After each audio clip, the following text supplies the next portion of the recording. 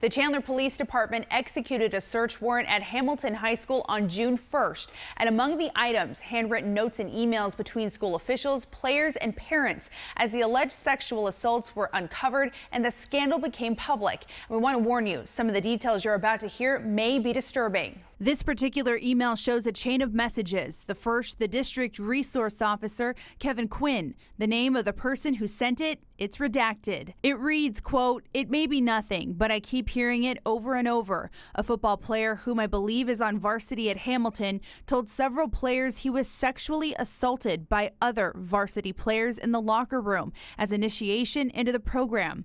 I heard this from a handful of other players." He goes on to write, quote, "He was allegedly leaving the shower when other varsity players took his towel from him and bent him over a bench." The writer goes on to describe a simulated sex act, as well as fingers being inserted into the student's anus and his genitals grabbed, and also adds, quote, "According to him, this is a rite of passage and occurs regularly." Assistant Superintendent Craig Gilbert is copied in the email, and it appears this is the first time he's hearing about the allegations, even though previous documents and police investigators suggest the incidents may go as far back as 2015. Quote, "Have you already talked to Kevin about this? Had not seen this until now," he writes to Principal Ken James. The principal responds, quote, "We will talk on Monday." A memo seized in the warrant describes a meeting with a parent in February 2017, just before the scandal was made public.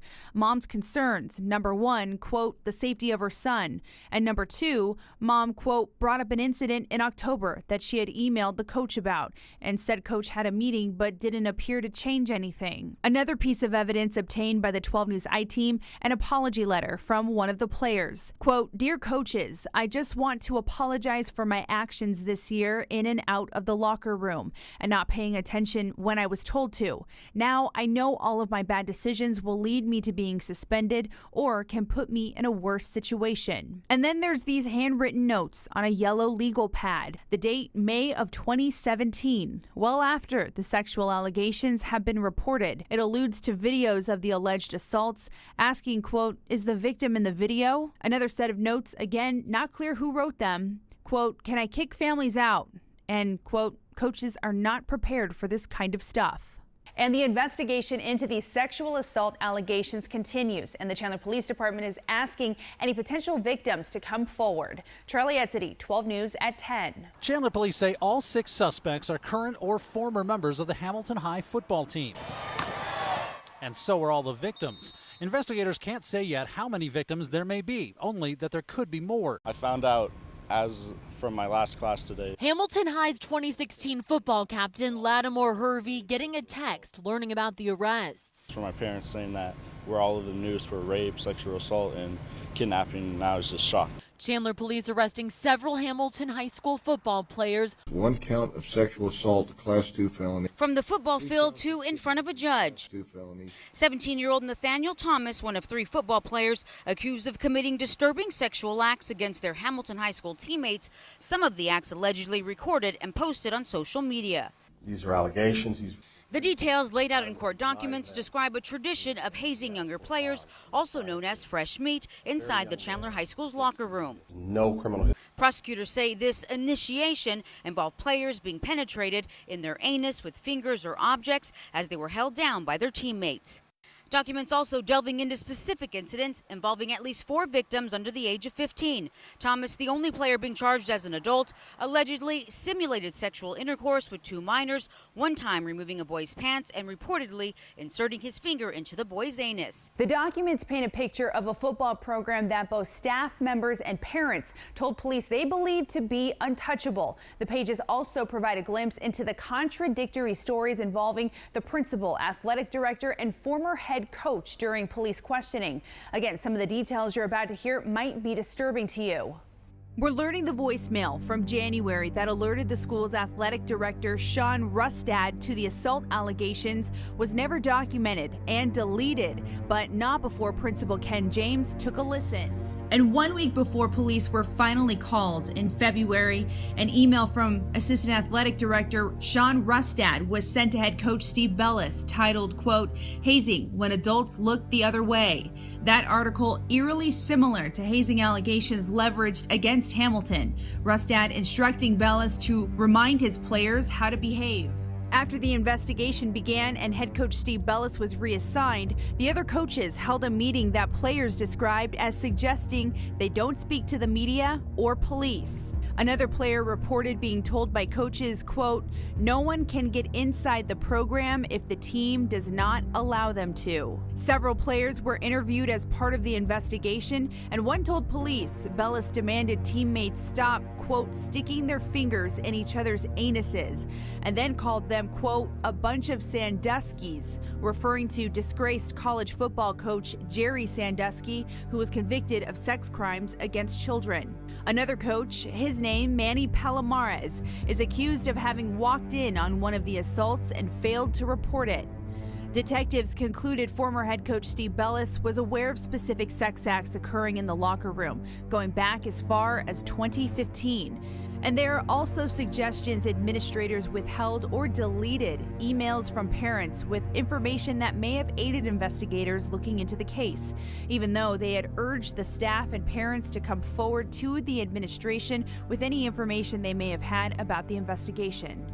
And here's the most damning part of all of these documents. Investigators concluding, had these offenses been properly reported, it is probable that many of these sexual assaults may have not occurred.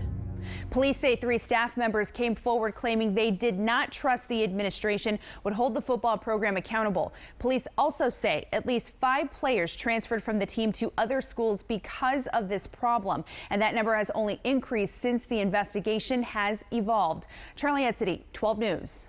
First, I want to apologize that we even have to be here. For the first time in public, Hamilton principal Ken James talking to a crowd of parents and students about a tumultuous 10 days. I have 4,000 students there that it just hurts me when they're hurting. But as for answers about the future of this program, the school's hands are tied. You know, we want to unify this community with our school because we just need the support.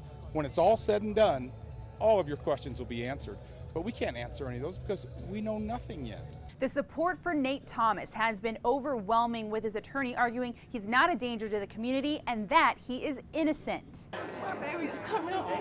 The mother of 17-year-old Nathaniel Thomas, along with about 200 students, celebrated the judge's ruling outside the courthouse, adamant that the teen is innocent. And this whole allegation stuff, I know that's not him. I would never in a million years ever think that this was ever true, and I know it isn't.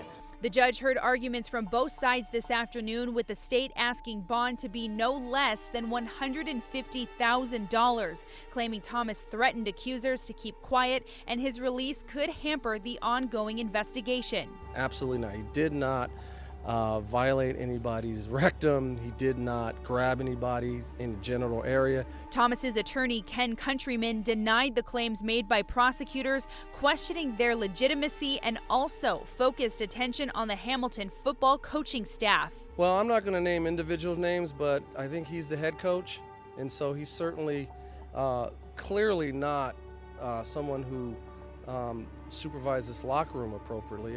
Nathaniel Thomas left the Lower Buckeye jail with his mother at his side, posting bond just a few hours after a judge issued the amount at $25,000. Thomas is one of 3 Hamilton High School football players facing charges in connection to allegations of hazing that accusers claim happened inside the football locker room.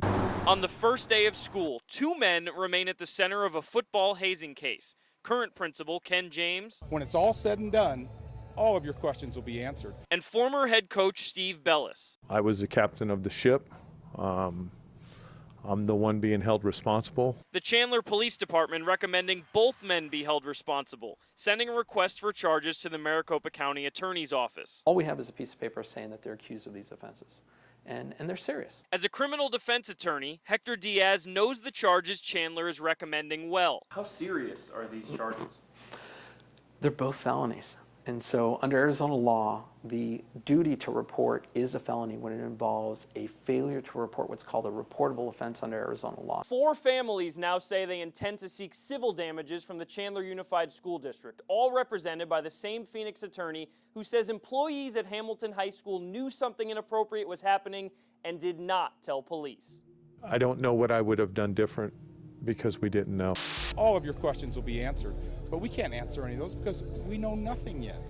There's certainly information out there that they knew about it and failed to report it, which they're required to by law. 2 sides, 2 very different stories. Police recommending criminal charges against 3 Hamilton High School employees, saying they knew about hazing in the football locker room. PD even charging 3 teenagers, one is an adult, with crimes related to those allegations. Innocent, he adamantly denies them. I'll let that process take care of itself. I'm worried and focused on the civil side of things, not the criminal side. Daniel Rainak is now representing a 4th family, claiming their son is a victim of hazing. He intends to file a notice of claim this week, demanding $7 million for each family. What exactly led them to recommend charges against the 2 men? When were you first made aware that there was an issue?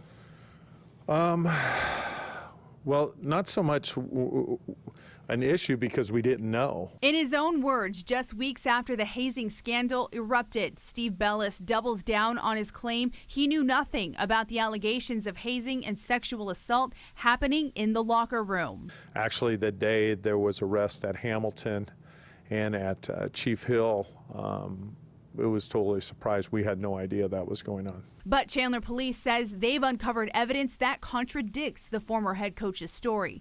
Going as far back as May 2016, players claim Bellis held meetings addressing hazing and allegedly said, quote, stop committing gay acts, don't do sexual things to each other, and stop raping each other. When it's all said and done, all of your questions will be answered. Principal Ken James also being recommended for charges after detectives say 2 parents had a meeting with James to address allegations of sexual assault from their son. That was in November, according to police. James then interviewed the victim despite lacking the proper training and then failed to report the incident. I know that there are people out there who have additional information that I want to have in order to fairly assess all the allegations and all the charges. Maricopa County Attorney Bill Montgomery speaking to a nearly empty room in Chandler. Were you surprised that more parents weren't here tonight? Absolutely. I'm flabbergasted. Principal Ken James, former football coach Steve Bellis, and athletic director Sean Rustad have been reassigned off campus. But that only happened more than 2 months after police recommended criminal charges for failing to report the alleged assaults. Why it took the school district so long to do this to these 3 individuals is beyond my comprehension. It just kind of makes my blood boil. What did he not do? Whatever they said he did. Whatever they said he did. He didn't stick his fingers up anybody's booty. One of the alleged victims in the Hamilton High School football sexual assault case caught on camera talking about suspect Nathaniel Thomas, saying something very different than what he told police. So he did not do it? No. He did not do the Hamilton Hazing? No. He's not? He's innocent. An attorney representing the teen in that video, who is currently in civil litigation, says the teen is seeking an order of protection against those involved in recording him. I think my reaction is it's a desperate ploy to try to get him cleared of the charges, and it's certainly not going to work. Will he go to trial or take a plea deal? The legal future for Nathaniel Thomas appears to be up in the air as he goes before a judge, standing with his new attorney, Cindy Castillo. The 13th would be preferable, Your Honor. All right. This coming several weeks after 12 News first told you that Thomas's old attorney, Ken Countryman, filed a motion to be removed from the case, citing irreconcilable differences with Thomas's mother, Felicia. The fact that my son was locked up and exposed to everything that he's been exposed to the last 9 months frustrates me. She did not have anything to say as they left court, but the families of 2 alleged victims also in court and telling 12 News they have been the targets of harassment since stepping forward. A mountain of documents released today by the Chandler Police Department revealing new details into the sexual assault investigation. About 700 pages of police work, all tied to the investigation into severe hazing and sexual assault claims that alleged victims say happened inside the varsity football locker room.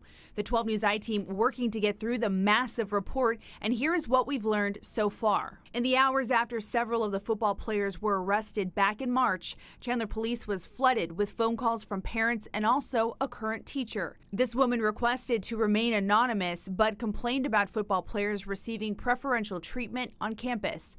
She also spoke about Nate Thomas, the only suspect in the case charged as an adult, stating, quote, Nate was always in trouble, and, quote, he knew he got away with stuff. The woman claims Nate got into a physical fight at school, but with the help of an administrator, managed to avoid any consequences. The report also mentions cell phone videos, including one of the suspect where he tells another student, quote, tell them what you did to blank in the locker room. Tell them you pulled his pants all the way down and stuck your hands in his blank.